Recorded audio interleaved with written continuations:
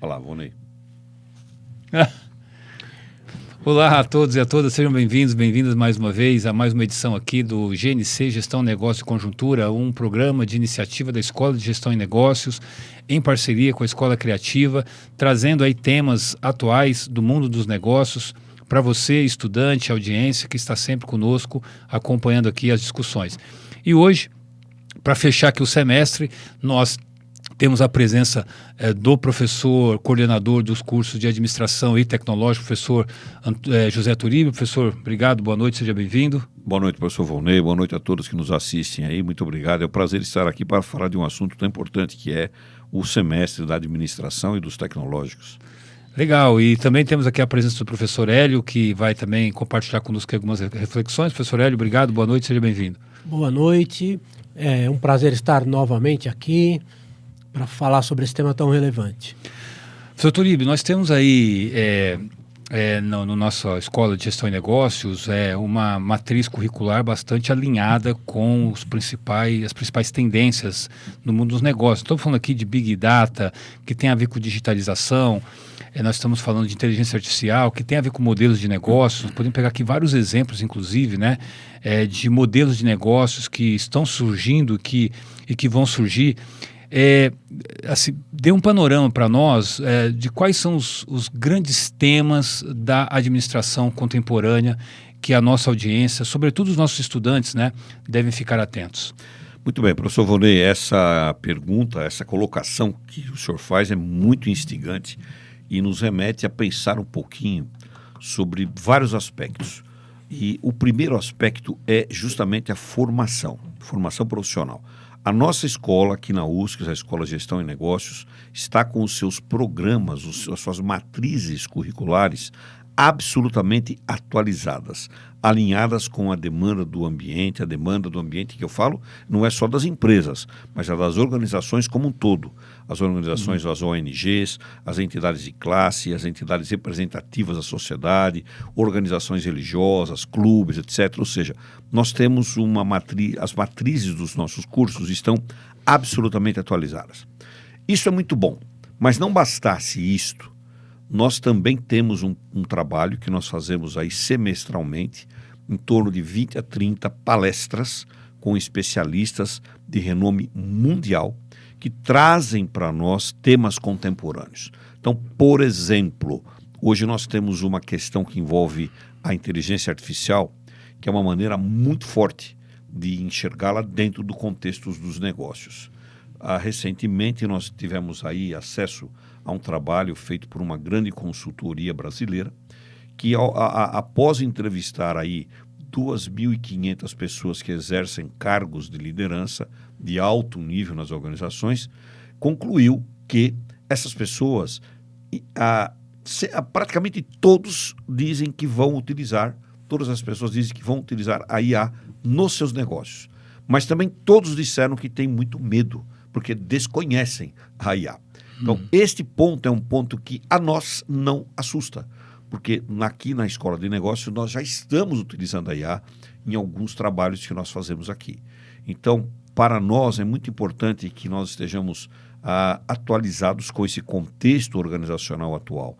E nesse aspecto a nossa escola tem uma atualização muito forte. As empresas estão demandando profissionais altamente capacitados, não apenas nas questões tecnológicas, mas também nas questões relacionais. Porque além do forte esforço de utilização da tecnologia, é preciso que quem está em cargo de gestão também prepare a força de trabalho, induza a força de trabalho a se preparar para atuar com a inteligência artificial e com todos os desdobramentos que ela trará para nós. Por exemplo, hoje nós falamos da inteligência humanoide ou organoide. A inteligência organoide é um passo adiante da inteligência artificial, que é uma inteligência a partir de uma composição biológica que vai utilizar a inteligência artificial na sua forma de ser. Isso é muito bom se as empresas souberem utilizar, mas precisamos ter profissionais capacitados. Esta é a grande demanda do momento que nós vivemos. E o grande desafio das instituições, né, professor, e da universidade sobretudo, Sim. que é sensibilizar os estudantes, sensibilizar os professores da importância de se inteirar dessas novas tecnologias e do impacto que elas podem causar. Agora, eu acho legal a gente poder compartilhar isso aqui, porque nós aqui dessa mesa somos contemporâneos de um mundo que não imaginava que um dia, né, veríamos uma inteligência artificial. Podemos pegar vários exemplos aqui, professores. Pode pegar o caso do Bluetooth, o Wi-Fi, a própria internet, os carros inteligentes. Nós estamos falando já em estradas inteligentes, a nanotecnologia. Tudo isso, o próprio e-commerce, né, que é um modelo, os modelos de negócios, né, que estão sofrendo uma mudança extraordinária, e as empresas que souberem utilizar essa inteligência artificial, elas saem na frente porque elas passam a inovar nesses modelos de negócios, né? No campo do modelo dos modelos de negócio, de que maneira, objetivamente, né, de que forma a gente visualiza hoje, já na prática, o impacto da inteligência artificial? Eu vou dar um exemplo aqui, o chatbot, por exemplo, né, a inteligência artificial do WhatsApp, por exemplo, que é um negócio inovador. Ou seja, os call centers estão fadados a acabarem, exatamente porque o chatbot e o WhatsApp, de alguma maneira, está cumprindo essa função. De uma maneira mais estratégica, como você vê o papel dessa IA nos modelos de negócio em particular? Duas variáveis, mensuração e acuracidade. Mensuração, medir. Precisamos medir tudo o que acontece no ambiente de negócio. E aí a gente vai medir perfil de consumo, perfil de consumidor, perfil de utilização de matéria-prima, perfil de utilização de máquinas, que é a OEE. Né? Então, nós temos várias formas de usar a inteligência artificial de uma maneira adequada para isso. Isso é importante, nos dá velocidade. E a outra é a acuracidade. A acurácia, ou seja, a qualidade, a certeza de que aqueles números estão bons. Eu não preciso mais de uma demanda gigante de pessoas para apurar dados. A inteligência artificial me dá esses dados com qualidade e acuracidade rápida. Isso faz com que nós possamos distribuir trabalhos, que nós possamos distribuir negócios de uma maneira muito rápida. Vou dar um exemplo aqui. Nós tivemos até recentemente, nós tivemos aí o Marketplace como um grande alavancador de negócios. As grandes empresas varejistas cedendo, comercializando os seus espaços para outras empresas. Pois é, hoje nós temos empresas que não fazem isso. Eu não quero citar nomes aqui para não cometer nenhuma injustiça com alguns que nós poderíamos não citar. Mas você tem grandes empresas que já estão substituindo o Marketplace. Elas são as substitutas do Marketplace. Elas dizem para pequenos comerciantes: deixa que eu organizo, eu tenho os meus CDs, meus centros de distribuição, eu apuro o quanto você precisa colocar do teu produto no meu centro de distribuição. E aí eu digo para você quanto você vai vender. Mas isso com velocidade e qualidade, acurácia. Isso é um processo que só a inteligência artificial consegue nos dar com rapidez. Por isso que nos permite comprar o produto hoje e receber, às vezes, no mesmo dia, na nossa casa, no dia seguinte, e com precisão, com qualidade e precisão. É o uso da inteligência artificial que nos permite isso. E isso vai mudar, logicamente, o perfil dos profissionais que vão atuar nessa área diretamente. Né? Totalmente. Desde a logística, do armazenamento, da distribuição. E os controles também mudarão. Porque, de repente, eu preciso ter contabilização, o professor Hélio é um especialista nisso, contabilização do que eu comprei de alguém. Né? O que eu comprei de alguém, eu não estou vendendo, eu estou vendendo para este alguém. Como é que eu vou contabilizar isso? Como é que eu vou trabalhar isso, por exemplo, no metaverso? No universo que não existe de fato. Eu estou vendendo lá também. Algumas corporações já vendem no metaverso. Como é que eu vou consolidar essas vendas no metaverso? Como é que eu comprovo? Eu não tenho documento auxiliar de nota fiscal, a DANF, eu não tenho a nota fiscal, mas eu tenho o comprovante de que eu fiz. E tudo isso trabalhado em wallet, ou seja, eu transfiro meu dinheiro de uma conta para outra, não tenho mais intermediário. Então, isso é um momento novo e muito bom para os negócios. E aí entra, né, professor, o uso do blockchain, né? Blockchain, necessário. Com os contratos inteligentes, né? Necessário o ambiente blockchain para que tudo isso aconteça de uma forma segura, de uma forma criptografada, com segurança, para que não haja interferências estranhas. E mesmo assim, a gente tem, no ambiente blockchain, você sabe disso, a gente tem algumas dificuldades, porque a gente está sujeito, nós somos suscetíveis também a invasões, a interferências. Então, é preciso ter aí os profissionais capacitados para atuar na segurança digital. Ou seja, se de um lado, né, por exemplo, a inteligência artificial, ela vai desenvolver o trabalho que um programador de tecnologia da informação executa hoje, por outro lado, esse profissional vai trabalhar na gestão da segurança desses novos sistemas, né? Na gestão e no planejamento.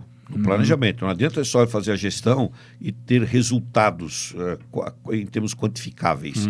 Ele precisa gerar planejamento e dizer para onde vai. E criar novos negócios. De repente, a inteligência artificial diz assim para mim, olha, para de vender o produto A, porque daqui a 3 semanas ele não terá mais consumo.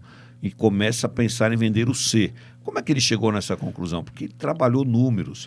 Ele viu uma base de dados que a análise multivariada nos permitia fazer essas avaliações com algumas semanas, demorava semanas, meses, etc. Agora você faz isso em alguns minutos, poucos minutos. Vou dar um exemplo simples, hein? A curva de regressão linear, que a gente fazia lá apurando a curva de tendência, que você demorava lá algumas horas para fazer aquelas X, Y, X, Y linha, um vezes o outro lá. Isso aí você faz agora em alguns segundos, com o uso de algumas planilhas, com o uso da inteligência artificial. E é importante saber que para que serve a regressão, né? Simples a regressão múltipla. Tendência, né? mostrando tendência. Daí a importância da universidade, do conhecimento, de se estudar para você fazer o prompt correto. Necessariamente. O segredo de utilizar a inteligência artificial é fazer um prompt bem feito. Perfeito. Se você fizer o prompt, ou seja, o que você solicita para a inteligência artificial adequado, a resposta será adequada, mas tem que fazer um prompt bem feito.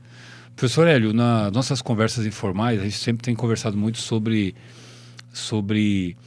o ato de se produzir bens e serviços, né? E que isso em algum momento vai deixar de ser um grande problema, né? O acesso às mercadorias que nós compramos no nosso dia a dia deixarão de ser um problema, exatamente porque com o advento da tecnologia a gente tem ganhos expressivos de produtividade, com reduções importantes aí nos custos unitários, e isso de alguma maneira vai garantir um maior acesso a um maior número de pessoas a esse conjunto de bens.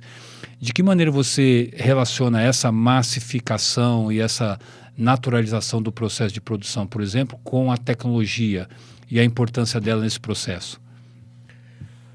A tecnologia é vital. É óbvio que mesmo que a gente tenha uma capacidade produtiva capaz de atender a todas as pessoas, quer dizer, você faz um óculos, custava $1.000 no passado, hoje ele custa $3 porque todo o processo é automatizado e você tem uma série de vantagens. Mas ainda assim, você na verdade desloca a restrição, né? Você pode ter uma restrição ambiental. Perfeito. E o que acontece? Quando eu desloco da produção, por exemplo, para o ambiente, eu posso fazer isso para múltiplos fatores, eu crio complexidade. E para lidar com complexidade, eu preciso de tecnologia de informação. Tá? Então, eu preciso, de um lado, alguém que seja capaz de dizer qual é o meu problema e onde eu quero chegar, consiga solicitar isso e depois de receber a resposta de um sistema de informação, que hoje seria de inteligência artificial, conseguir analisar aquilo e tomar decisão com base naquilo. Então, essa gestão de conhecimento, ela acaba se ampliando. Eu produzo veículos em quantidade suficiente, tá? Mas na hora que eu produzo veículos, eu tenho uma dificuldade aí. De onde é que eu retiro isso? Como é que eu faço isso sem gerar poluição ambiental? Externalidades negativas, né? Exatamente. Tem um conjunto de externalidades. E aí, como é que eu faço o jogo que era mais simples, né? Quer dizer, se eu tenho o metal e eu tenho os meios de produção, eu vou fazer uma porta ou eu vou fazer um relógio. Já não é mais tão simples. Essa escolha complexa, e com as derivações que ela tem, ela exige que eu tenha uma capacidade de análise de dados, de gestão de informação muito maior. Então, a relação que eu vejo mais direta é essa. Você precisa ter. E como isso... quando a gente fala que você tem capacidade de produção muito alta, você também desloca o eixo do desejo de consumo que hoje já está mudando um tanto. A nossa sociedade é muito diversa, mas há um grupo grande de pessoas que já não tem mais interesse em propriedade de bens. E isso também muda as relações de consumo, de produção, e tornam essas relações ainda mais complexas. Eu só vejo na tecnologia uma forma de lidar com essa complexidade, porque o intuitivo humano, ele é limitado. Você não consegue pegar um conjunto muito grande de informações e trabalhar com ela. E à medida em que isso muda todo o tempo e a quantidade de informação é cada vez maior, eu preciso ter tecnologia para gerir e tenho que ter capacidade para analisar e tomar decisão. É o caso, por exemplo, hoje de se ter automóvel, né, ou alugar o automóvel, né, o advento dos carros de aplicativos, né, eles estão criando nessas gerações contemporâneas a preferência pelo carro de aplicativo do que o carro próprio, em função dos custos todos que são envolvidos aí. Haja vista que o custo de serviços, né, que é o grande problema, porque no caso do serviço a gente não tem a escala que a tecnologia proporciona, né? Mas para os bens nós temos a escala que a tecnologia nos ajuda, né? Mas aí, professor Hélio, você colocou um ponto importante aí sobre o esgotamento dos recursos, das externalidades negativas. Aí eu gostaria de perguntar para o professor Turíbio, como você vê a questão da responsabilidade social e ambiental das empresas, haja vista que a agenda ESG tem aí ocupado aí um espaço, sobretudo neste ano em particular que teremos a COP30, né, que esse tema vai vir com mais força aí. Como é que você está vendo esse tema nas organizações, de forma geral? Pergunta absolutamente pertinente e muito adequada, porque nas últimas semanas, não estamos falando hoje pontualmente, nas últimas semanas a pauta ESG no mundo entrou numa certa rota de conflitos de interesses. A pauta ESG nunca deixou de existir, ela sempre existiu, né? Quando você pega... Já vem de 2000, né, professor? Ah, sim, isso vem lá de trás, porque já foi... É um estudo, né, que o John Elkington desenvolveu lá no começo dos anos 2000, falando do Triple Bottom Line, TBL, né, People, Planet, Profit, ou seja, pessoas, planeta e lucro. E depois a própria ONU desenvolveu a Agenda 2030, que são os 17 ODS, né, com 169 metas como desdobramento. E aí chegou a pauta ESG, né? Acontece que a pauta ESG... Ela não sensibilizou todo mundo ainda. As pessoas não estão totalmente sensíveis. Existem investidores que buscam empresas que têm no seu portfólio de produtos que sejam aplicáveis à pauta ESG, etc. Tal.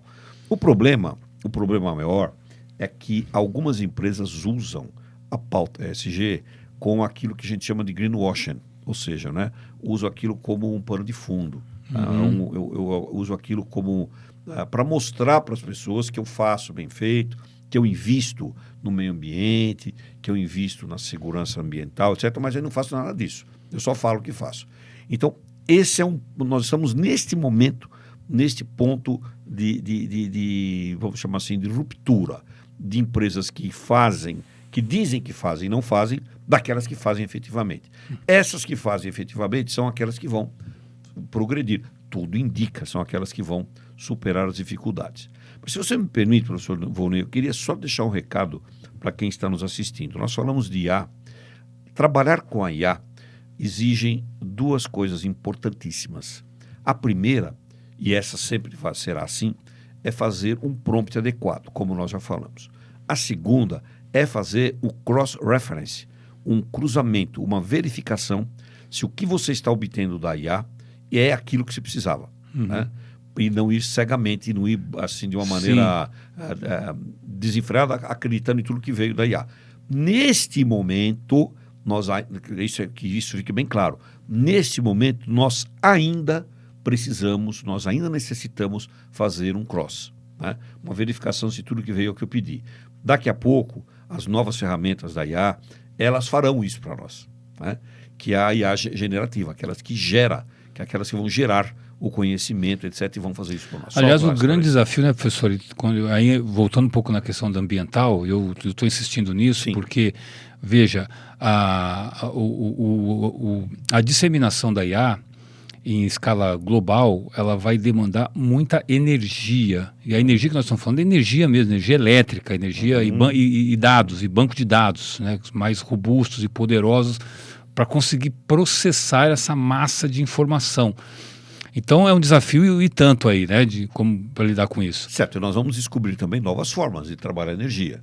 No momento em que nós descobrirmos aí umas taxas de conversões melhores da energia fotovoltaica em elétrica, e essas taxas, nós estamos a caminho delas, olha o exemplo do carro elétrico, nós vamos ter maior geração de energia elétrica.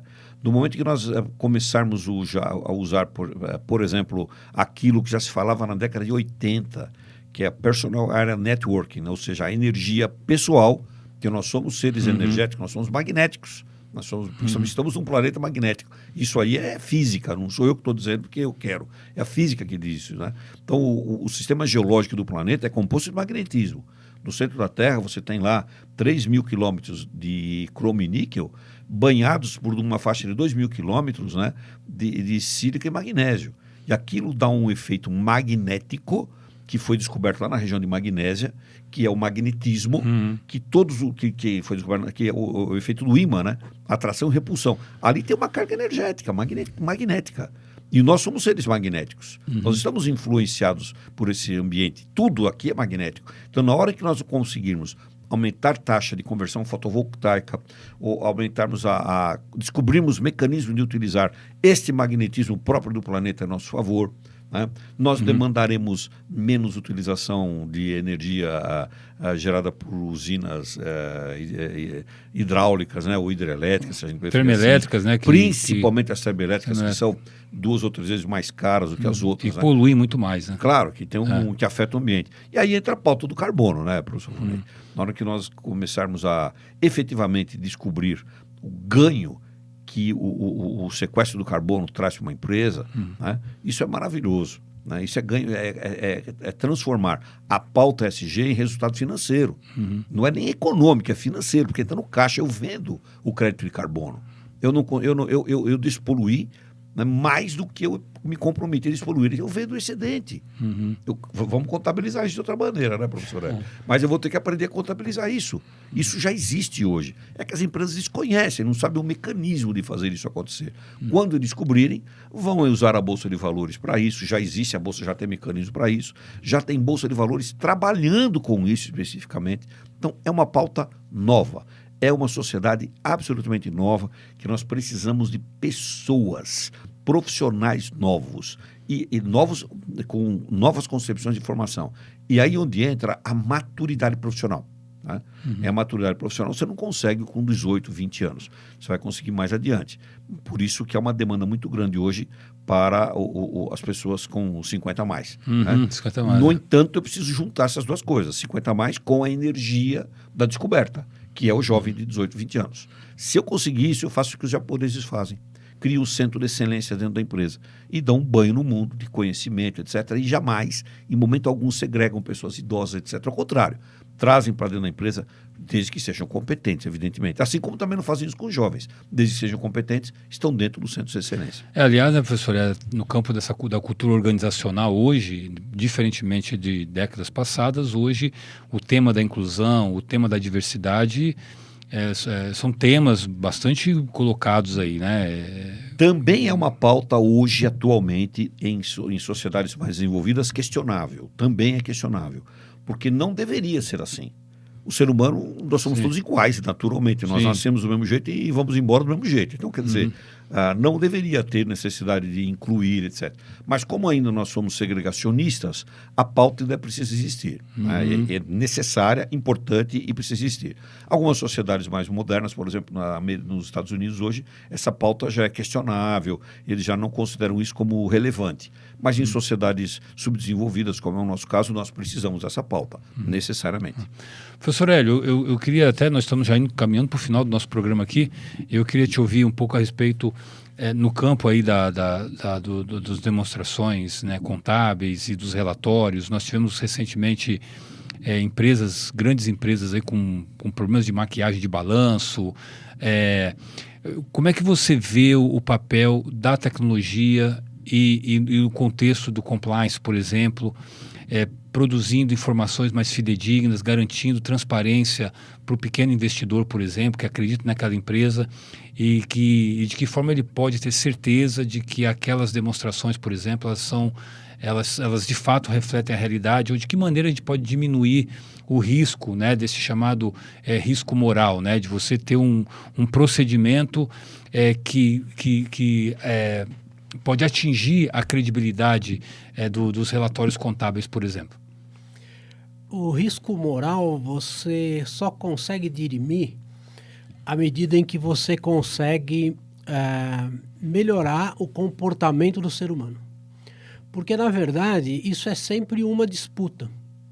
Então, de um lado, você pode ter alguém que adquire conhecimentos em economia e tal, e salva a economia de um país, mas você pode ter alguém que entende muito de economia e provoca uma fraude, como a gente teve alguns casos de bancos que faliram, foram vendidos por $1, 1 libra, né, casos que estão aí na história, de que um indivíduo atuando ali, ele destruiu algo que durou. Tem bancos centenários que foram destruídos por um único indivíduo na história dos bancos. A gente tem, inclusive, um caso recente aqui, que não é falência de banco, mas de uma invasão aos sistemas e desvio de pelo menos 1 bilhão, aí, ninguém sabe exatamente tudo o que aconteceu, mas o comportamento, porque senão vira um duelo de inteligência, de capacidade, de quem tem o melhor sistema. A única forma de mudar isso é você ter, que é algo que nós temos bastante, a preocupação aqui, é formar um profissional com consciência social, com consciência do valor do ser humano, com consciência de que a produção de bens não é o único fator relevante no desenvolvimento humano, e que o fato de nós utilizarmos o termo universidade já indica que não é aquele conhecimento técnico específico utilizado de maneira utilitarista que vai resolver os problemas. Ele pode resolver o problema de um indivíduo, vai causar problema para outros, e no final isso sempre reverbera, né? Quando você pratica atos ruins, a sociedade degenera e você acaba sofrendo também com isso. Então eu entendo assim, você consegue lidar com uma massa de dados muito maior, você pode, com inteligência artificial, pegar um banco com milhões de operações e conseguir verificar se essas operações estão bem feitas, se há, mas ainda assim, a gente tem prova nesses fatos que o professor citou. Ainda assim, se você tiver má fé, se você não tiver um ser humano digno do outro lado, bem formado, não apenas em capacidades técnicas, né, mas também, como o professor Turíbio disse, em soft skills, em habilidades de relacionamento e em habilidade de ver o outro ser humano como alguém que ele está ali para ajudar, para contribuir, nós teremos o mesmo problema. A tecnologia não resolve o problema moral. Ela só resolve quando bem utilizada, como a educação. A educação não resolve o problema moral. Um indivíduo muito bem educado, muito bem treinado, muito bem instruído, mas que tem uma moral duvidosa, ele se torna extremamente perigoso. Você potencializa a capacidade humana para o bem e para o mal, com a IA, com capacidade de gerir dados, com capacidade de modificar dados, mas você vai depender fundamentalmente do ser humano e da dignidade que ele vai alocar para aquilo que ele faz. Ou seja, aquele juramento que fazemos ao concluir o nosso curso superior, ele nunca foi tão fundamental. Exatamente, ele é extremamente fundamental, cumprimento, e ele é feito justamente porque o conhecimento gera poder. E o poder deve ser limitado pela moral. É por isso que, se você pegar os juramentos das profissões, um advogado, um médico, ele tem que prestar o juramento, porque o conhecimento médico pode ser utilizado para salvar uma pessoa, mas pode ser utilizado para cometer um assassinato quase indetectável ou em massa. Um químico pode matar milhares de pessoas ou salvar milhões de vidas. Então esse dilema ele não é solucionado pelo conhecimento. O conhecimento gera poder e a contenção desse poder se dá pelo padrão ético de quem o detém. Maravilha. Olha, nós estamos aqui no final do nosso programa. Eu queria rapidamente passar a palavra para o professor Turíbio para fazer as considerações finais. Professor, por favor. Obrigado. Eu quero agradecer muito a oportunidade, professor Vonei, deixar um recado para todos que nos assistem. Nunca houve uma época tão importante na humanidade para grandes operações, grandes descobertas e aplicações.